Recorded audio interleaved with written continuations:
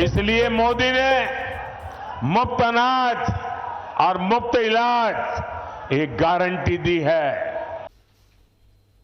संसदीय चुनाव के परिणाम भी आ गए, सरकार का गठन भी हो गया, लोगों को मंत्रालय भी मिल गए। लेकिन क्या इस परिणाम से आरएसएस जो भाजपा का मातृ संगठन है, भाजपा उपजी ही है आरएसएस के विचारों से, और आरएसएस इन दिनों काफी नाराज चल रहा है। संभवतः यही वजह है, और जैसे ही स्थिति देखी जा रही है उसमें यह कयास चल रहा है कि क्या आरएसएस नरेंद्र मोदी का विकल्प तलाश रही है, क्या नरेंद्र मोदी से खफा है आरएसएस, क्या योगी आदित्यनाथ बन सकते हैं नरेंद्र मोदी के विकल्प। इन सभी मुद्दों पर हम चर्चा करेंगे, लेकिन इसके पहले आपको बता दें कि काफी इन दिनों गहमा गहमी है और काफी भाजपा के और आरएसएस के बीच जो संबंध बिगड़े हैं, इसके बिगड़े बोल में केवल छोटे नेता को तो बात छोड़ ही दीजिए, बड़े नेताओं ने भी अपने अपने जो बयान दिए हैं, इससे लोग काफी आश्चर्यचकित हैं। आरएसएस के सर संघ चालक यानी आरएसएस के प्रमुख मोहन भागवत जी ने जो नागपुर में कहा है, नाम तो नहीं लिया उन्होंने नरेंद्र मोदी का,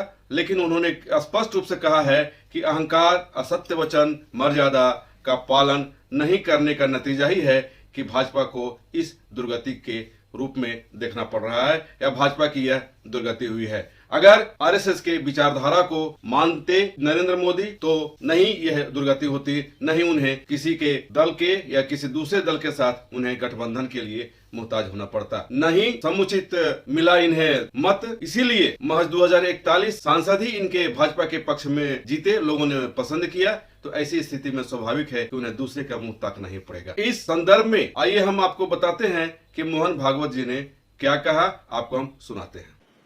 हम अपना कर्तव्य करते रहते, लोकमत परिष्कार का प्रतिवर्ष करते हैं, प्रति चुनाव में करते हैं, इस बार भी किया है।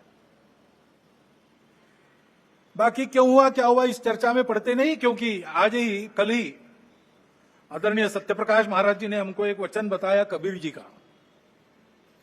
सार रूप में हम लोग उस प्रकार से विचार करते हुए इन सब बातों को देखते हैं।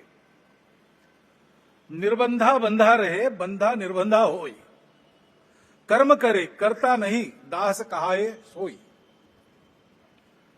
जो सेवा करता है, जो वास्तविक सेवक है, जिसको वास्तविक सेवक कहा जा सकता है,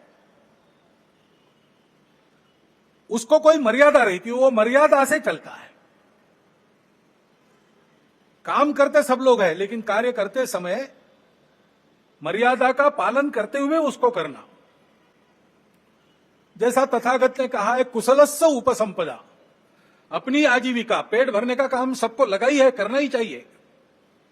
अपने शरीर को भूखा नहीं रखना है, परंतु करते समय कुशलस्य उपसंपदा है, कौशल पूर्वक, यानी उपजीविका के कार्य में उत्कृष्टता जैसे उस शब्द से निर्देशित होती है, वैसे ही वो कार्य करते समय दूसरों को धक्का नहीं लगना चाहिए, ये मर्यादा भी उसमें निहित है। तो ऐसी मर्यादा रख के हम लोग काम करते हैं। काम करने वाला उस मर्यादा का ध्यान रखता है, वो मर्यादा ही अपना धर्म है, वो मर्यादा ही अपनी संस्कृति है, जो महाराज जी ने अभी बहुत मार्मिक कथाओं से थोड़े में बताई, पूरी बताई। उस मर्यादा का पालन करके जो चलता है वो कर्म करता है, लेकिन कर्मों में लिप्त नहीं होता, उसमें अहंकार नहीं आता कि मैंने किया, और वही सेवक कहलाने का अधिकारी रहता है। ये उक्ति कल जब उन्होंने सुनाई तो मेरे मन में आया कि अपना विचार क्या है, संघ कैसे चलता है, उसको बताने का दूसरा कौन सा उपाय। सरल उपाय में यही है, 4 पंक्तियों में संघ की वृत्ति ध्यान में आती है। क्योंकि इन बातों में उलझे रहेंगे तो काम रह जाएंगे। और चुनाव प्रचार की या चुनाव में जो होता है उसकी बात ऐसी है, वास्तव में तो प्रजातंत्र की अनिवार्य आवश्यक प्रक्रिया है, और उसमें 2 पक्ष रहते हैं, इसलिए स्पर्धा रहती है। स्पर्धा रहती है तो दूसरे को पीछे करने का, स्वयं को आगे बढ़ाने का काम होता ही है, होना ही चाहिए, परंतु उसमें भी एक मर्यादा है, असत्य का उपयोग नहीं करना। चुने क्यों जा रहे लोग, संसद में जाएंगे, बैठकर अपने देश को चलाएंगे, सहमति बनाकर चलाएंगे। हमारे यहां तो परंपरा सहमति बनाकर चलने की है। समानो मंत्र समिति समानी समानम मनस सह चित्तमेशाम। इस सहचित्त पर विनोबा भावे जी की टिप्पणी है। वो कहते हैं कि ऋग्वेदकारों को मानवीय मन का कितना ज्ञान था ये समझ में आता है। सब जगह उन्होंने सम कहा है, समानो मंत्र समिति समानी समानम मना, लेकिन चित्त के बारे में सम नहीं कहा, क्योंकि प्रत्येक व्यक्ति का चित्त मानस अलग अलग होता ही है और इसलिए 100% मतों का मिलान होना संभव नहीं है। लेकिन जब समाज में लोग अपना चित्त अलग अलग होने के बाद भी हमको साथ ही चलना है ऐसा निश्चय करते हैं तो सहचित्त बन जाता है। वास्तव में संसद क्यों है और उसमें दो पक्ष क्यों है? इसलिए है कि दोनों पहलू उजागर हो। किसी भी सिक्के के दो पहलू रहते हैं, ऐसे किसी भी प्रश्न के दो पहलू रहते हैं। एक पक्ष एक पहलू का विचार करता है तो दूसरे पक्ष ने दूसरा पहलू उजागर करना है ताकि जो होना है वो पूर्णतः ठीक हो, सहमति बने। इसलिए संसद बनती है, लेकिन ऐसी सहमति बनना स्पर्धा करके आए लोगों में थोड़ा कठिन भी रहता है और इसलिए हम बहुमति का आसरा लेते हैं। उसके लिए स्पर्धा चलती है। ये स्पर्धा है, कोई आपस का युद्ध तो है नहीं। जिस प्रकार ये बातें हुई, जिस प्रकार एक दूसरे को लताड़ना हुआ, जिस प्रकार प्रचार के दौरान हमारे करने से समाज में मनमुटाव बढ़ेगा, दो गठ बटेंगे, आपस में शंका संशय उत्पन्न होगा, इसका भी ख्याल नहीं रखा गया और विनाकारण संघ जैसे संगठनों को भी उसमें खींचा गया। टेक्नोलॉजी का सहारा करके असत्य बातें परोसी गई, नितांत असत्य। क्या शास्त्र का, विज्ञान का, विद्या का ये उपयोग है? सज्जन विद्या का ये उपयोग नहीं करते। विद्या विवादाय ये खलस्य, ऐसा कहा है।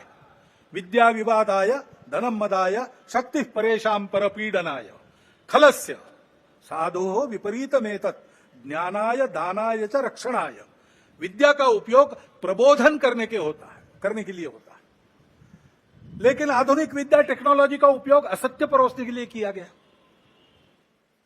ऐसे से देश कैसे चलेगा भाई? आखिर सबको देश ही चलाना है ना। दो पक्ष है, विरोधी पक्ष कहते हैं, मैं प्रतिपक्ष कहता हूं।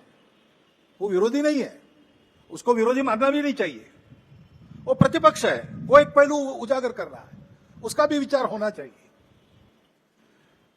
ऐसा जब चलना है तो चुनाव लड़ने में भी एक मर्यादा होती है। उस मर्यादा का पालन नहीं हुआ,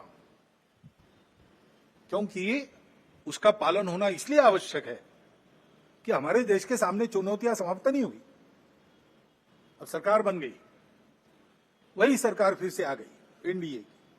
तो आपने देखा कि मोहन भागवत जी काफी खफा हैं इनके कार्यप्रणाली से, नरेंद्र मोहन जी के कार्यप्रणाली से। नागपुर में हुए पिछले दिनों वर्ग क्लास में जो बातें आई हैं खुल करके और जो उन्होंने कहा है, इससे स्पष्ट है कि आरएसएस और भाजपा के संबंध बहुत अच्छे अभी इन दिनों नहीं चल रहे हैं, खासकर नरेंद्र मोदी जी के साथ। अब आपको हम बताएं कि केवल मोहन भागवत ही नहीं, इंद्रेश कुमार जो दूसरे स्तर के नेता माने जाते हैं आरएसएस में, उन्होंने तो यहां तक कह दिया है कि भाजपा के घमंड ने भाजपा की दुर्गति कराई है। इन्होंने इस संबंध में क्या कहा है इंद्रेश कुमार ने, आइए हम उनकी बात भी सुन लें। 2024 में भी राम राज्य का विधान देखिए लोकतंत्र के परम में कैसा है। जिन्होंने राम की भक्ति की पर धीरे धीरे अहंकार आ गया, उस पार्टी को सबसे बड़ी पार्टी घोषित कर दिया। अब उसका और जो पूरा उसको मत मिलना चाहिए, जो शक्ति मिलनी चाहिए, वो भगवान ने अहंकार के कारण दिया। जिन्होंने राम का विरोध किया उनमें से किसी को भी शक्ति नहीं दी, सब मिलकर भी नंबर 1 इन्होंने नंबर 2 पर खड़े कर दिए।